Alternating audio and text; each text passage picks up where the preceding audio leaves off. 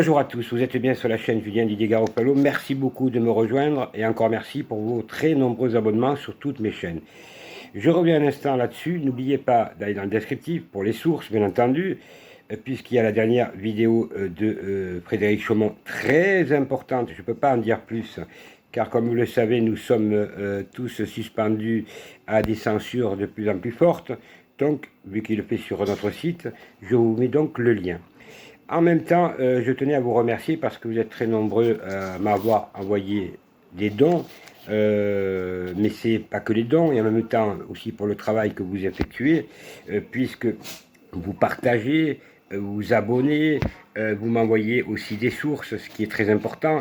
Donc tout le monde participe à cette bataille, car ce n'est pas une bataille, mais c'est une véritable guerre que nous menons contre ces voyous. Je vais donc samedi une vidéo au top niveau.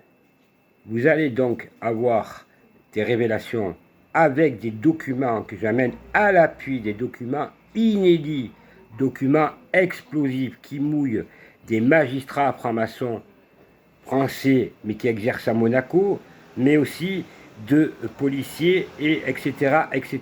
C'est une véritable bombe atomique et je tenais à vous préciser que bien entendu j'ai déposé des plaintes. Ce que vous allez entendre samedi, vous aurez là ce que vous dénoncez depuis longtemps, mais j'ai les documents, effectivement, c'est du jamais vu. Et là, je vais rendre public le nom de ces magistrats francs-maçons véreux, français, mais aussi des monégasques, qui ont fait un pacte secret de magistrats francs-maçons pour avoir ma peau, avec la complicité de véritables voyous de ce qu'on appelle des balances. J'ai des documents, effectivement, comme je vous l'ai dit, des documents pas à faire trembler un État, plus que cela.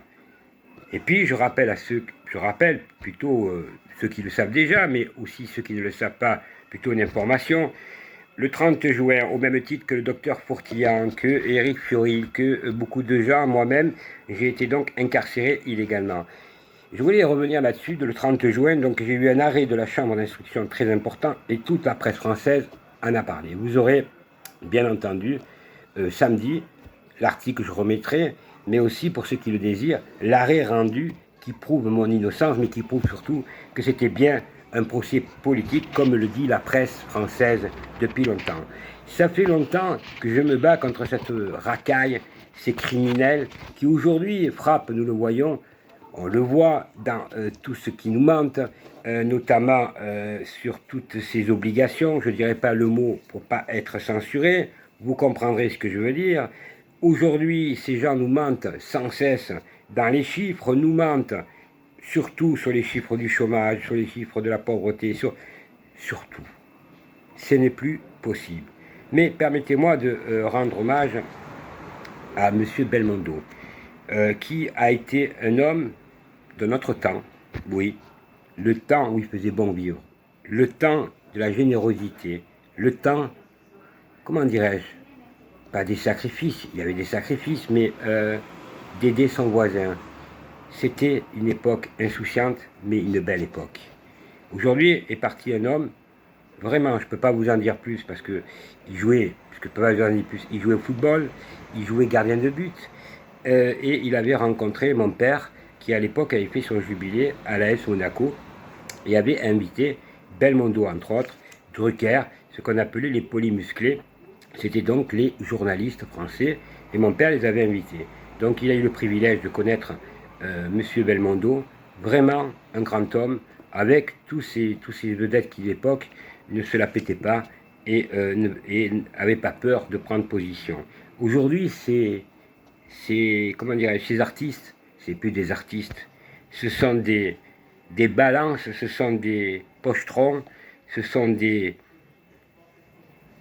comment dire, j'ai même pas de mots, tellement ils sont lamentables, comme les journalistes, ceux qui nous traitent de complotistes et qui sont eux-mêmes des complotistes et qui font des fake news et ils mentent sans cesse. Aujourd'hui, plus que jamais, j'ai donc décidé samedi et partager l'information, partagez-la parce que j'ai des milliers de liens qui vont partir. Samedi à 20h pile, 20h soir, la vidéo sortira. C'est révolution, c'est plutôt des révélations avec des documents dignes de faire trembler plus d'un État. D'ailleurs, le 30 juin, quand la Cour a rendu son arrêt, j'ai ridiculisé l'État monégasque qui, dans son mandat d'arrêt international, rien que ça, voulait me faire venir à Monaco pour me faire des procès bidons, comme ils ont l'habitude de faire des bidons, des procès de voyous, des procès de criminels. Ils ont perdu une partie, mais j'ai mis des plaintes, et bien entendu, je vous ferai part de tout ça samedi avec des documents qui prouvent enfin que les magistrats français et monégasques ont fait un pacte secret pour avoir ma peau. Rien que cela, rien que ça, même pas un mandat d'arrêt pour avoir ma peau. Vous l'interpréterez comme vous voulez, je vous en parlerai plus longuement samedi, la vidéo sera longue, mais elle sera bénéfique pour tout. Alors plus que tout, ensemble, le 11 septembre, nous devons mettre fin à des balades, ce qu'on appelle comme ils ont fait les Gilets jaunes, 175, 160 manifestations, ça ne sert à rien. Il faut passer la vitesse supérieure. Aujourd'hui, des bruits courts, début des barricades, etc., etc., car nous savons encore une fois que ces gens-là ne s'arrêteront pas au pass sanitaire, ils iront bien au-delà pour nous museler, pour nous faire taire. C'est à nous qu'aujourd'hui, que les gens soient vaccinés, il y en a qui l'ont fait que par obligation, vous, mesdames et messieurs, qui avez décidé de ne pas vous faire vacciner, et d'en subir les conséquences par des menaces, c'est une honte pour la démocratie. Plus que jamais, je suis solidaire avec ceux qui se battent parce qu'ils ont décidé, parce qu'ils avaient leur intérêt personnel, leur liberté, parce qu'on s'est prouvé que toute cette mascarade, c'est bien une mascarade qui nous est savamment orchestrée par le nouvel ordre mondial, par Macron et sa bande de voyous de francs-maçons. Alors aujourd'hui, je dis à M. Macron, au prince Albert II de Monaco, mais aussi au ministre de la Justice, M. Dupond-Moretti, qui recevront par email, parce que j'ai leur email, je ne vous dirai pas comment je les ai eus, mais j'ai leur email, entendront la vidéo, et je les invite à révoquer immédiatement ces magistrats qui ont passé un pacte pour avoir ma peau, et pas pour rigoler, par des documents qui sont des preuves irréfragables. Ça veut dire qu'on ne peut pas contester.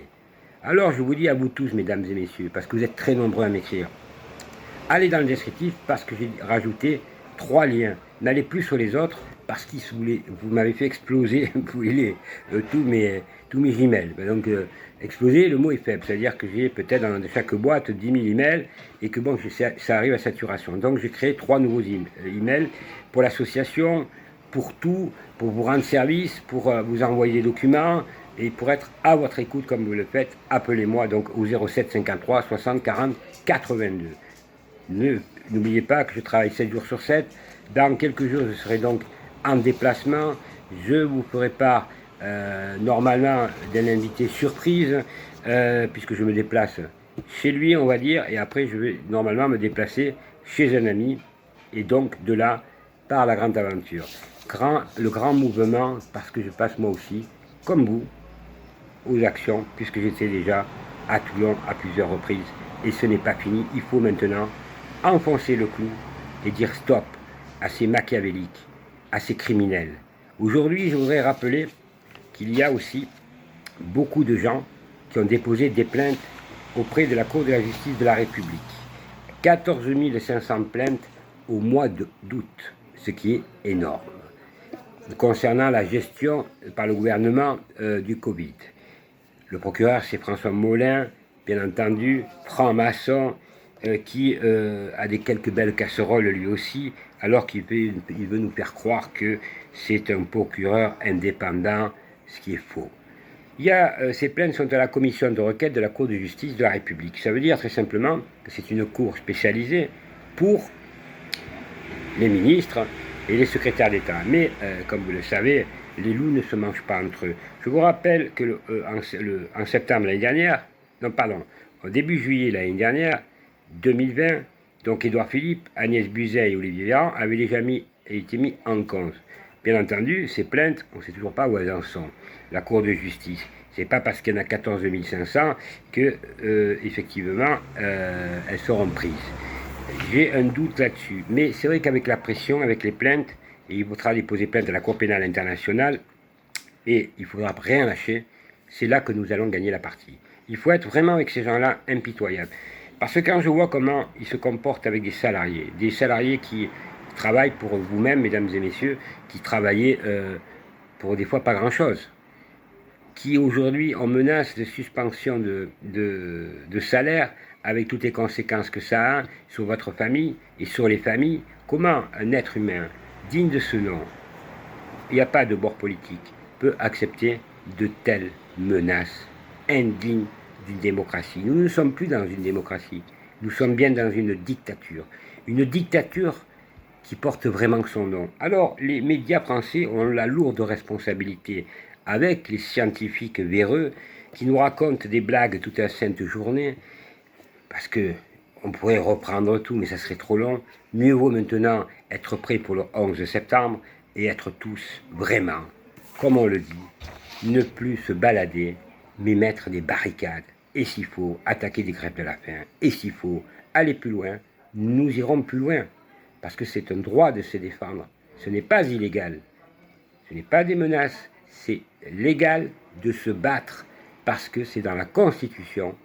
Et ces gens-là ne pourront pas faire autrement que d'accepter notre combat, mais surtout, ils auront des comptes à rendre quand on voit tous ces centaines de milliards qui ont été donnés, et je parle aux cités, personne ne sait où sont ces centaines de milliards d'euros, disparus, perdus de vue, où il y a l'insécurité, où il y a les prises d'attentats, où là nous attendons mercredi le procès du Bataclan, qui coûte des millions d'euros, alors qu'il aurait dû y avoir une loi d'exception concernant les terroristes, et la peine de mort de suite, sans procès, car c'est encore le contribuable qui paye et qui va devoir encore payer jusqu'à la fin de ces barbares qui ont assassiné des personnes atrocement.